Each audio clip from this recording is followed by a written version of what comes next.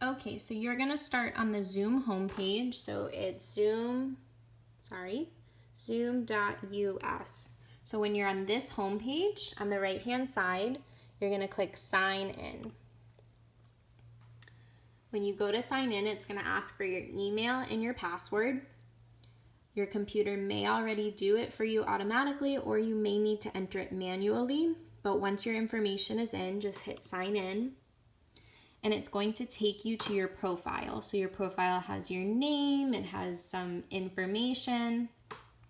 So we're gonna schedule a Zoom meeting. So if you look up here on the right-hand side, there's 3 different options. So we want schedule a meeting in blue. So click on schedule a meeting, and now you have some information you need to enter about your meeting. So topic would be the name of your meeting. So I'm just gonna write my name.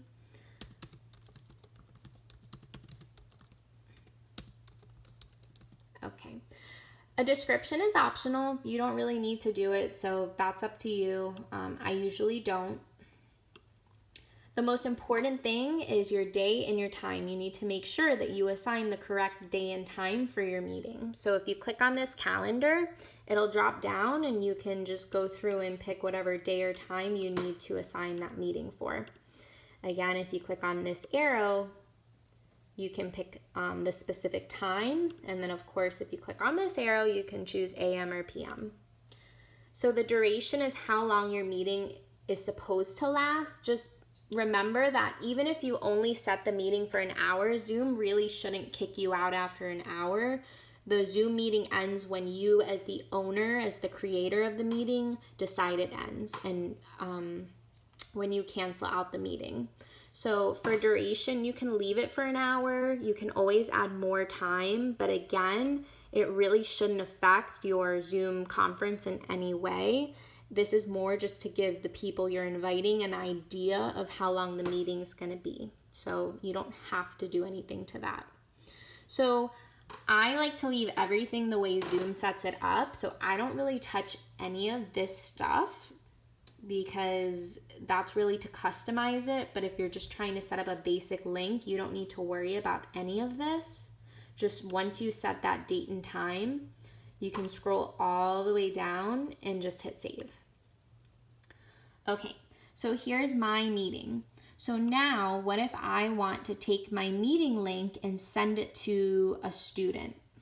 So when you're looking at the meeting you just created, which if you look on the left-hand side, before we were in profile, now we're in meetings because we're looking at that meeting we created. So sending the link to a student, if you're looking at our meeting we created and you look at invite link, this is the link to your meeting. And it gives you an option to copy the invitation. So you're gonna click on copy invitation. It brings up this big, long invitation with all of the information about your meeting.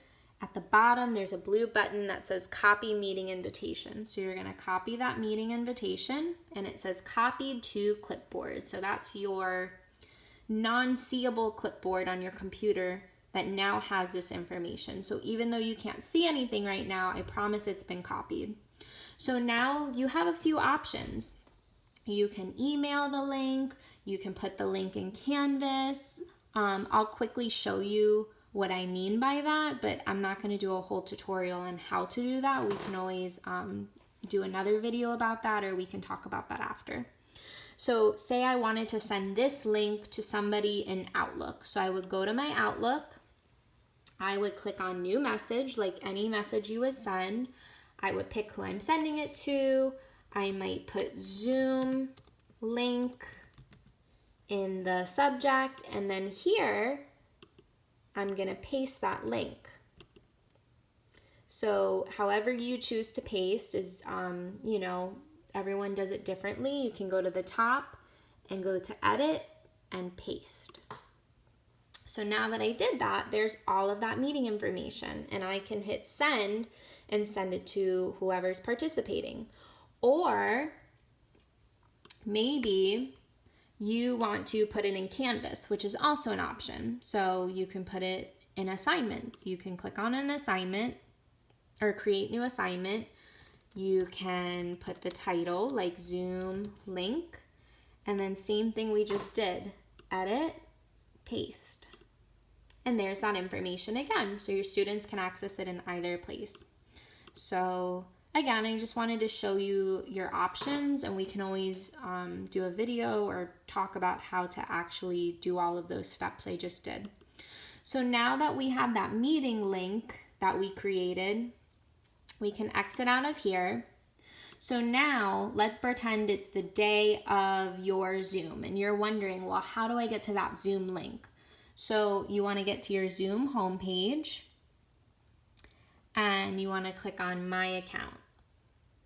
So once you click on My Account, it brings up that page we saw when we first came onto our account. So now we're looking for that meeting. So on the left-hand side, there's Profile and then there's Meetings. So you'll click on Meetings. And then these are different meetings I've created. Here's that meeting we created a couple of minutes ago. So I'm going to click on that meeting, and I'm the owner. It's going to give me the option on the right-hand side to start this meeting. So I would click on this button. It's going to ask me to run Zoom, hit Open Zoom US, and it's going to launch it for you. So on my participants' end, they would just need to click on the link that I sent them. But for you as the owner of the meeting, you're going to your meetings in your account and you're clicking on Join Now or Start This Meeting.